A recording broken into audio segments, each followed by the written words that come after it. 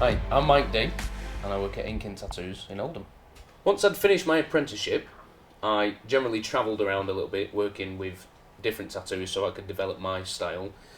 So I travelled from Manchester to Stockport, from Stockport to Stoke, Essex, London, Australia. I kind of went everywhere to develop my style. So yeah. When I'd finished working with the group of people I'd worked with, I wanted to go solo so I could start, one, earning more money, working for myself and getting my own artwork out there. So I got a small studio, which I bought off another artist, and we built it up from there.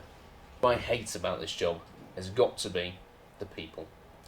With a canvas, you can do whatever you want. There's no obstruction, there's no limits to what you can do. With a person, you've always got to work to what they want. So whether it be size, the matter that they want your art to be about, there's always something that they'll want to change. So you don't get complete free reign. No, that we're safe. So we have an autoclave, which is a steriliser unit. We make sure everyone's filled out a form, a consent form. Everything's only single use, so we don't use anything twice. Our inks are all pre-sterilised.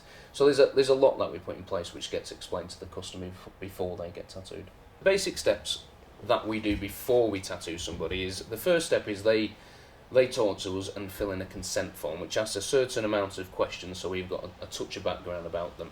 We then bring them into the studio area and show them our setup. The setup is completely sterilised and everything's single use. We show them and talk them through the autoclave and the procedure that we go through to make sure all their equipment is sterile. From there, we wash the skin down to make sure the skin's sterile and we proceed on with the tattoo. We also work with our apprentice, Ribbon, who's an up-and-coming artist. She'll be qualified next year, and she's a very good person to work with regards to ideas and inspiration.